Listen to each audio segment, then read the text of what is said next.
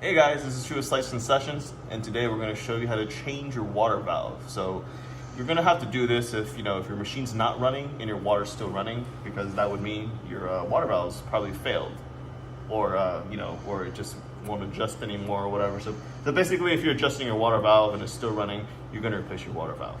So this is a C713 water-cooled machine. Some machines may have just one water coil, but we're gonna get into it really quick of how to replace everything, okay? So if you come over here, you see this assembly right here for your water valves where it tees in. Remember, these are directional, so when you reinstall, you're gonna see a little arrow, and you just know the water comes up through here, and it splits to the left, and splits to the right. So you're gonna look at that arrow and make sure that when you install it, that it's actually going to the right or the left that it needs to go, okay? So you're gonna start by removing all your water fittings on the bottom. This is on the bottom right here, because if this is still on, your valve won't come off, this plate right here. So remove this first. You're gonna remove your two hoses, and we're gonna get it here, but I marked it, you can mark it with A and B or right and left, doesn't really matter, as long as you keep the right side to the right side. So you're gonna unclamp them, take them off, move them aside, and the next thing you're gonna do is you're gonna use a 5/16 so that you can remove these right here.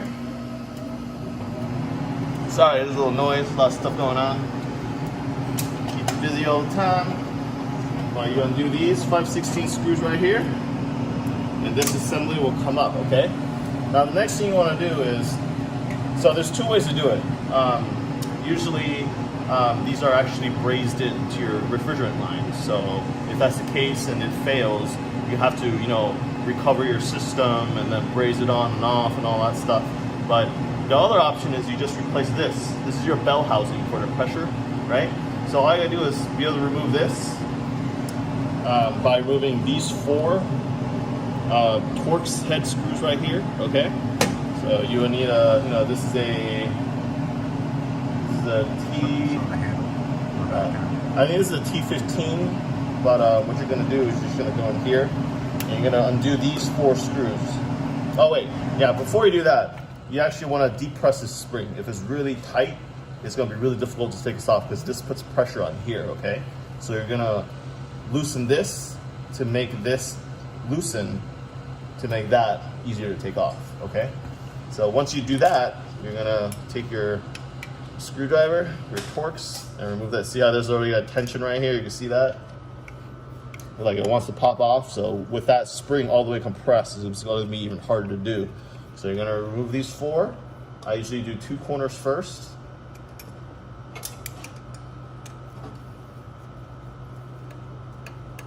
And then the other two corner.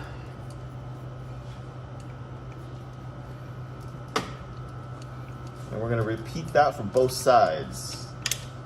And then we'll show you what we do. All right, see how there's a bounce? It's because all that, pressure from that spring and all the stuff in the system is pushing on, see, like that. So you're gonna take off that last one. Just kind of slowly let it up, just like that. Okay, perfect. All right, so you're gonna take it slowly, and you just gotta remember the order of these things, okay? So this is your bell housing right here, okay? Keep that, leave that aside. And then you're gonna see, here's like your piston that pushes against the bell housing when the pressure rises to open it for the water to flow through. And then, when the pressure drops, what's gonna happen is it's gonna close back down because there's no more pressure behind it when your machine shuts off. That way it cuts the water off, okay? So you just gotta make sure you remember the order of these.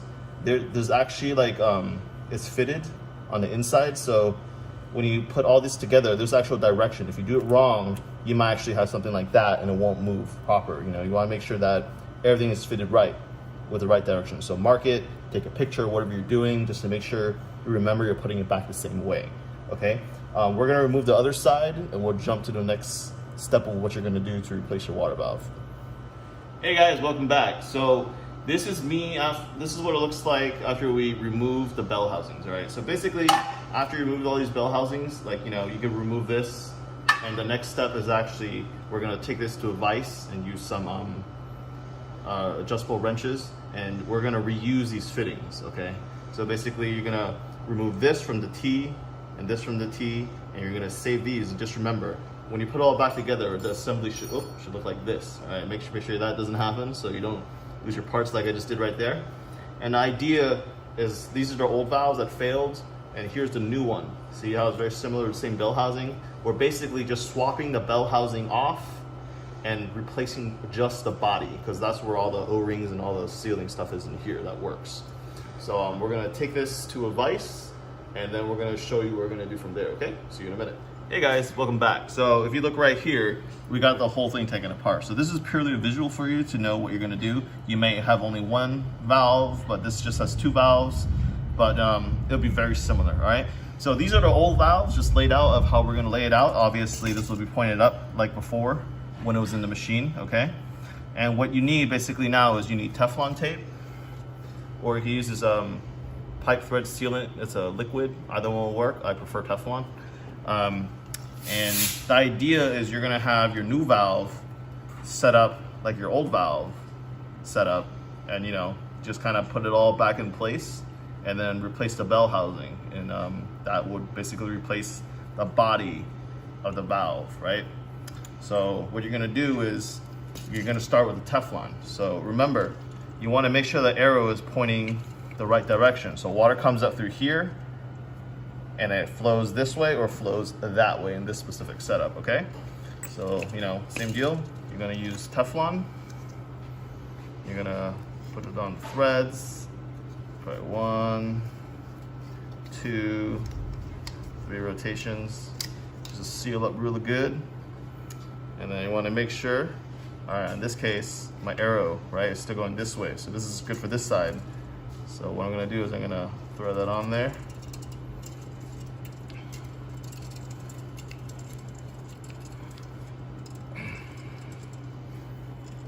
As much as you can, hand tight. And once you've done all you can with your hands, what you're gonna do is you're gonna take 2 adjustable wrenches, right? And you're gonna put it right here, one on the T and one on the valve. And you wanna make sure you turn it so that the orientation is right. So see, if I do it like this, this is wrong because the original orientation was the bell housing comes in this way, and I'm opposite, right? So I'm gonna turn it all the way until it's on the same setup as it was before.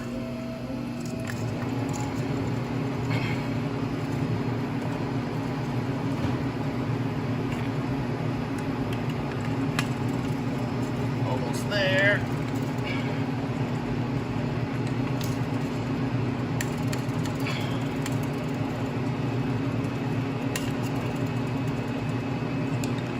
Little more, and just like that.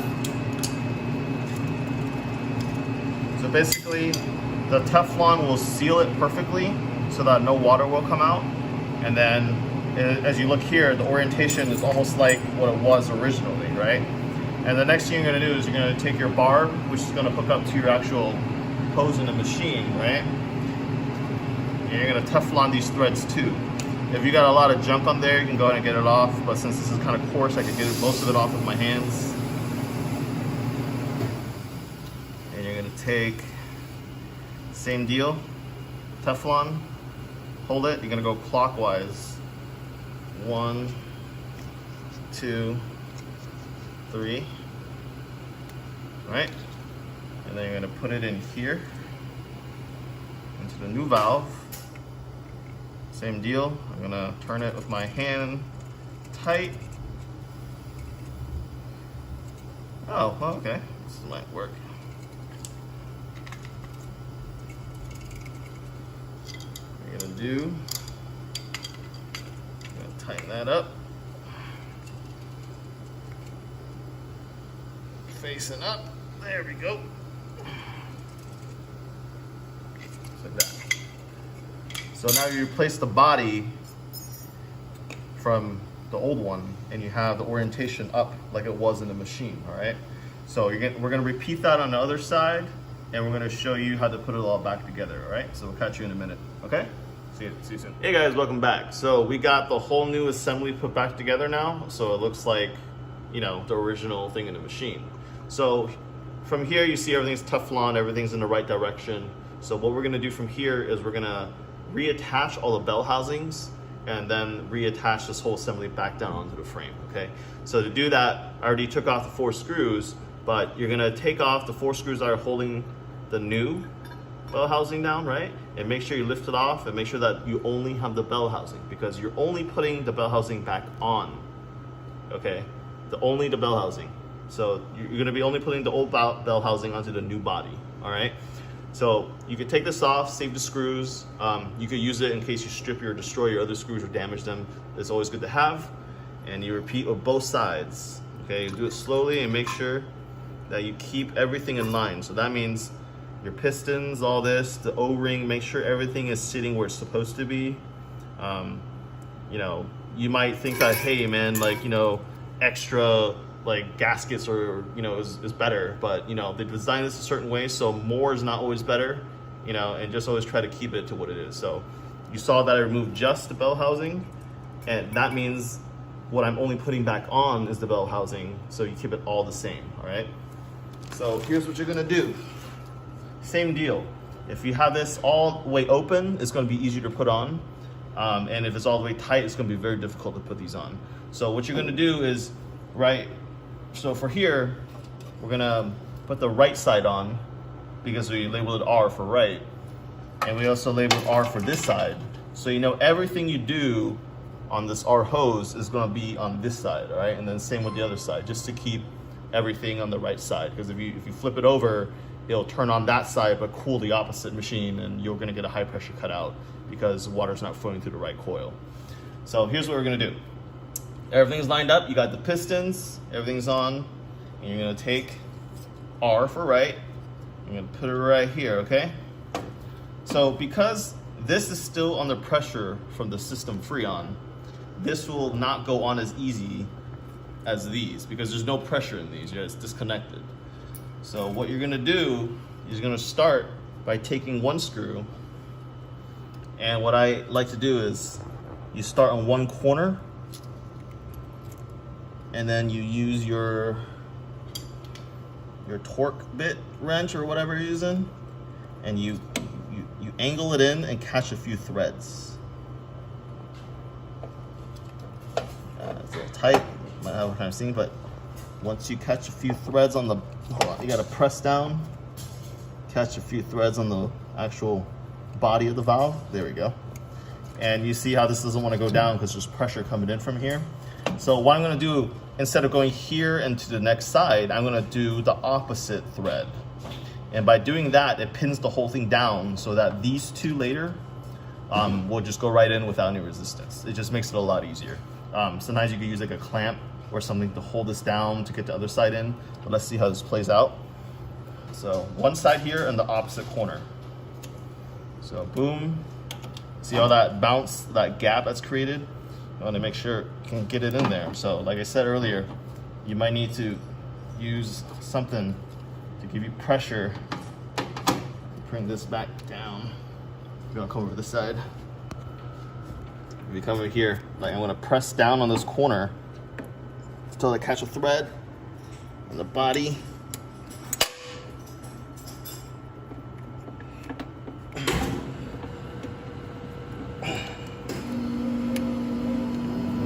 Nope, no thread yet.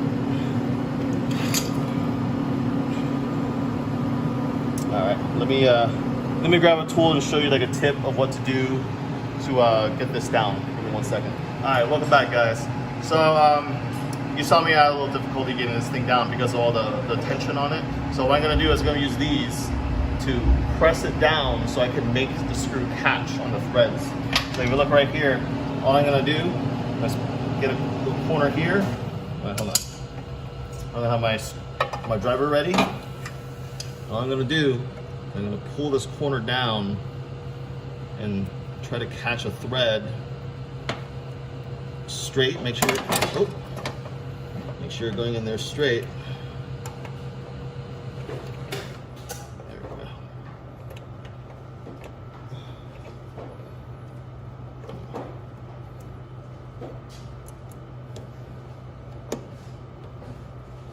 Bring it down.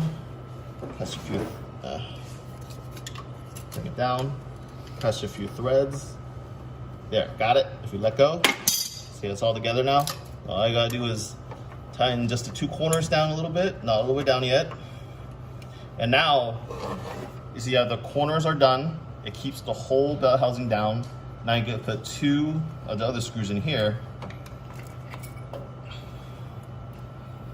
and it will fall right into the holes that it needs to go into. There we go. See, no resistance at all. And then both sides. You will bring it all down. Now you got, you know, it's easier to move that tension down when you got all 4 screws in.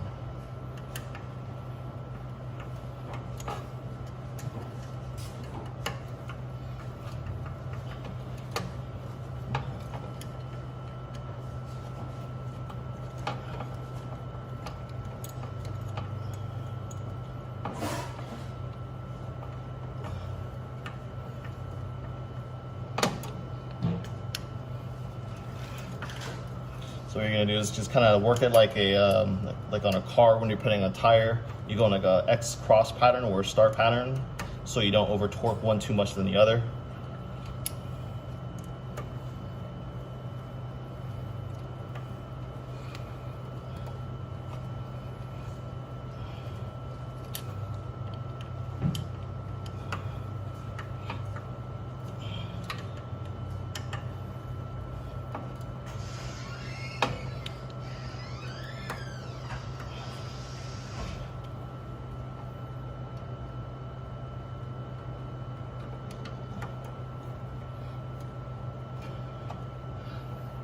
Go.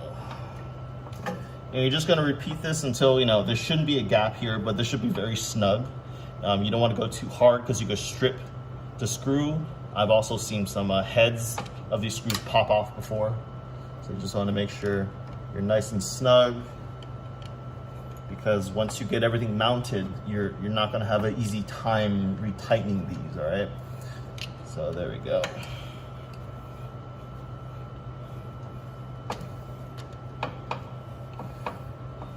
There'll be some resistance, but you know, you want to make sure it's nice and tight and snug right there.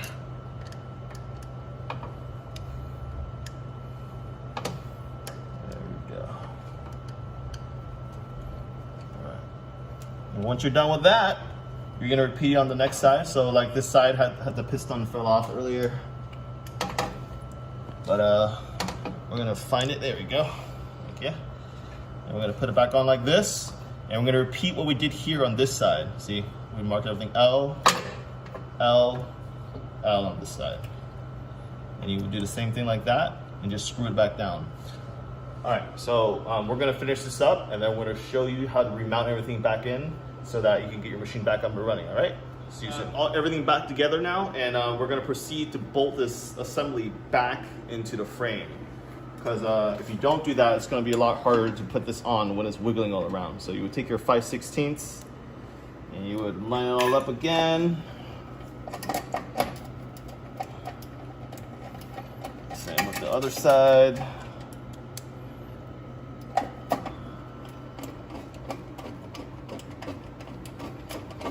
Nice and snug. There we go. All right. Okay, so now that's bolted on the frame, nice and solid. You know, make sure you have your R or whatever you mark it as, you know, the right side, and the right side, and make sure you have your hose clamp on your hose. And what you're gonna do is you're gonna re-put this back on your barb, put it down, and tighten it, and you're gonna repeat that with both sides. Just make sure there's no leaky leak going on. There we go. I'm going to repeat with this side.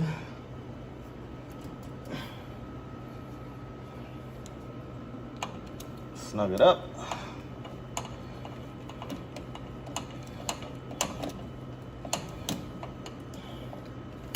And then don't forget to also attach whatever fitting that you had on the bottom before. You know, same deal, you're going to Teflon it and make sure it doesn't leak down there. And there you go.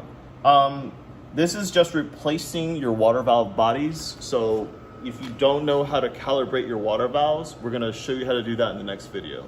So thank you for checking us out and have a great day.